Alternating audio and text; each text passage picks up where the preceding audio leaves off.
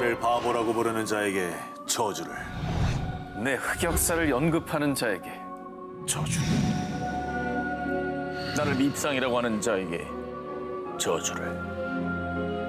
이 저주들을 모두 피하는 법. 손을 왜 이렇게 떨어? 자, 갑자기 웬 저주야 싶으셨죠? 프리한 식구 남양 특집 제2탄. 오늘의 키워드는 저주. 2018 여전히 풀리지 않는 저주 10구를 준비했습니다. 배순탁 작가님이 오늘은 음악 주제가 아닌데도 뜬금없이 또 네. 오셔가지고 반갑습니다. 어서 오세요. 예.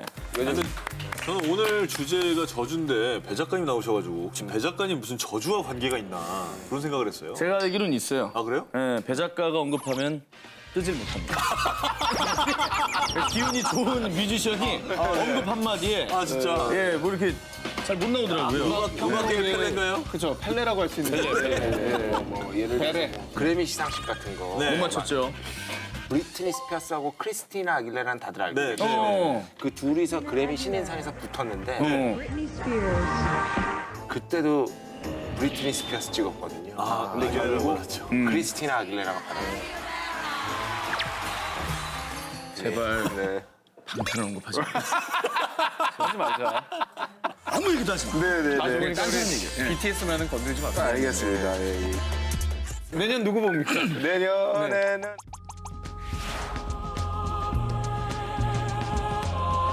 BTS는 안 될 것 같습니다. BTS는 안 될 것 같습니다.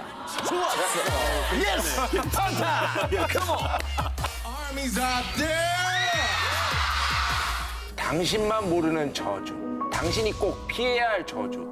지금까지도 풀리지 않은 2018 미스터리한 저주가 지금 당신을 찾아갑니다. 그럼 19위 저주에 걸릴 자는 과연 누굴까요? 공개합니다.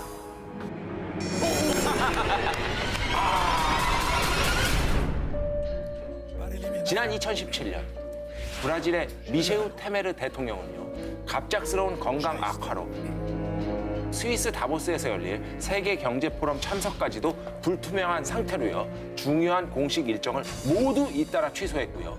그리고 2017년 12월 19일 전국 대의원이 참석하는 소속 정당 브라질 민주운동당 총회에도 불참 의사를 밝혔는데요. 갑자기 말도 없이 행사장에 등장한 테메르 대통령. 그리고 그는 연설을 하기 위해 연단에 올랐습니다. 그런데 그때 불쑥 나타난 정체불명의 한 남성. 뭐야? 누가? 뭐야? 뭔가 이렇게 나뭇가지로 막 이렇게 막 하네. 아니 근데 저렇게 하는데 왜 가만히 있죠? 아, 좋은 건 줄 알고 그랬나 보죠. 연단에 갑자기 툭 튀어나온 이 남자는 종교인 우제다로요.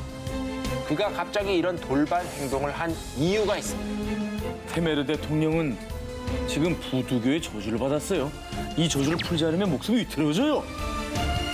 자, 그렇다면 누가 대통령에게 이런 저주를 걸었나? 우제다의 말에 따르면요, 브라질 민주운동당과 함께 대표 정당으로 꼽히는 노동자당에서 저주를 내렸으며, 우제다는 대통령궁에서 부두교에서 쓰는 저주 인형을 발견하기도 했다고 밝혔습니다. 그래서 테메르 대통령에게 들린 저주를 풀고 다시 축복을 내려주기 위해 이 의식을 강행했다는 거죠. 근데 정말 대통령이 몰랐던 건가요? 그 경호원들이 가만히 있었다는 게 좀 이해가 안 나요. 그런데 이게 어. 사진을 보면 우제다가 손님 명찰을 하고 있는데요. 그러네. 그리고 이 사건 이후 한 인터뷰에서요, 자신은 영부인과 여당의 초대를 받았다고 얘기했는데요. 근데 하지만 대통령 측은 자신들은 전혀 모르는 일이라고 밝혔습니다. 야 뭐야? 자, 그런데 정말 놀라운 일이 있습니다. 당시 네. 저주를 푸는 의식을 한 뒤에 테메르 대통령은 건강을 회복했다며 아침 산책을 즐기는 모습까지 포착이 됐고요. 어머. 건강 때문에 모두 취소했던 세계 공식 일정까지 참석을 했다고 합니다. 지난 2014년부터 2016년까지 서아프리카 나라들을 포함해 미국, 스페인, 영국 등에 퍼진 감염자의 수는 무려 약 2만 8천 명. 게다가 사망자 수는 약 1만 1천 명. 그야말로 전 세계를 죽음의 공포로 떨게 한 그것은 바로 에볼라 바이러스입니다. 난리 났었죠 저거. 아니, 당시 그 상황이 좀 기억이 나요. 정말 자고 일어나면 감염자 수, 사망자 수가 그냥 부지기수로 막 늘어나던. 네. 그때 뉴스도 한참 뜨거웠잖아요. 예, 예. 맞아요. 에볼라 바이러스가 공포스러웠던 이유, 감염되면 치사율이 최고 90%. 그런데 말입니다. 단순히 이 이유로 영혼의 저주로 불리는 건 아닙니다. 2014년도에도 기니, 라이베리아, 시에라리온 등 유독 서아프리카에서 발병률이 높은 에볼라 바이러스. 서아프리카 사람들은 에볼라 바이러스를 처음부터 악마의 저주라고 생각했습니다. 그래서 에볼라 바이러스에 감염돼도 절대로 병원에 가지 않고 대신 주술사를 찾아갔다고 합니다. 진짜. 저주와 음을 풀어달라고. 그런데 말입니다. 2014년 8월 미국 H대학과 생물의학연구소인 B연구소의 공동연구팀은요. 시에라리온에서 처음으로 에볼라 바이러스 병을 진단받은 한 여성이 감염되기 전 기니 한 주술사의 장례식에 참석한 걸 알게 됐고요. 이 여성 외에도 10여 명의 에볼라 바이러스 환자들 또한 같은 주술사의 장례식에 참석했다는 사실을 확인한 거죠. 야, 뭐지? 참고로 에볼라 바이러스는 감염자의 혈액, 신체 접촉 등을 통해 감염되는데 서아프리카 전통 장례식 풍습에서 존경의 의미로 시신의 입에 입을 맞추는 풍습이 있었다는 거죠. 결국 20여 명이 뿔뿔이 흩어지면서 시에라리온의 전 세계 감염자의 절반인 1만 4천 명의 감염자를 발생시키게 된 거라고 합니다. 남양 특집 2탄 2018 여전히 풀리지 않는 저주 19, 17위 공개해 주시죠. 캄보디아 찍히면 죽는다. 2016년 4월 캄보디아의 작은 마을 캄퐁 스푸. 깊은 밤 한 망고 농장에서 울려 퍼진 한 남성의 비명소리. 난 절대 아니야. 아니라고! 아! 다음날 아침 그 남성은 끔찍하게도 목이 잘린 채 발견됐습니다. 자, 이 남자는 62세 남성 사오 시브. 자, 그런데 이 살인 사건의 용의자로 밝혀진 이는 살해된 남자의 며느리 모아 찬리와 그녀의 고모 오엠 선. 자, 그녀들이 가족을 살해한 이유 모두 다 저주 때문이었습니다. 무서워라. 자, 이 사건의 시작은 10년 전으로 거슬러 올라가는데요. 2006년 모아 찬리의 아버지이자 오엠 선의 오빠인 A 씨는 이름 모를 병에 걸려 시름시름 앓다가 결국 세상을 떠났고요. 오엠 선은 갑자기 원인도 모르게 몸이 마비되기까지 했다는데요. 자, 그런데 시아버지는 우리 아버지를 치료한 게 아니라 죽였어요. 그 사람은 흑마술을 부려서 내 몸도 마비시킨 거라고. 자, 이렇게 시아버지가 전통 치료가 아닌 흑마술을 부렸다고 의심을 한 겁니다. 결국 며느리 모아 찬리는 자신의 고모와 시아버지를 죽일 계획을 세웠고 결국 실행에 옮긴 건데요. 아니 밑도 끝도 없잖아요. 무슨 뭐 그렇게 판단할 근거가 있는 거예요. 아무 근거가 없죠. 뭐야? 그냥 이제 저주라고 의심을 한 건데 살인까지 저지른 겁니다. 정말 걸리면 죽는 거네요. 네. 네. 자, 캄보디아의 주술 문화를 연구한 얀 오베센 교수에 따르면요. 일부 캄보디아인들은 자신의 불행을 타인이나 특정한 사물의 탓으로 돌리는 경향이 있다고 합니다. 즉, 누군가가 자신의 악운을 바란다는 주술적 신념을 갖고 있다는 거죠. 자, 그래서 일부 마을에서는요, 마을의 애군을 부르는 주술사로 지목이 되는 순간, 먼저 마을 주민들로부터 동네를 떠날 것을 강요받고요. 이에 불응할 경우 결국 일부 주민들의 모의로 갑작스럽게 살해까지 당한다고 합니다. 무고한 생명을 억울한 죽음으로 몰아가는 마녀 사냥, 하루빨리 사라져야겠습니다. 남양 특집 2탄 2018 여전히 풀리지 않는 저주 19, 16위 공개합니다. 미국 저주받은 호수 러니어 호. 미국인들의 여름을 책임지는 휴양지 조지아주 북쪽에 러니어 호수가 있습니다. 지난 2012년 7월 미국의 최정상 R&B 아티스트 어셔는 가족과 함께 오붓한 휴가를 보내기 위해서 이곳을 찾았는데요.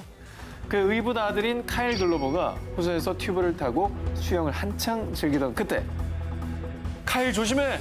카일 조심해! 자, 이렇게 어셔가 손쓸 틈도 없이 지나가던 제트스키가 카일의 머리를 쳤고요. 어머. 결국 열흘 후인 2012년 7월 22일에 사망하고 말았습니다.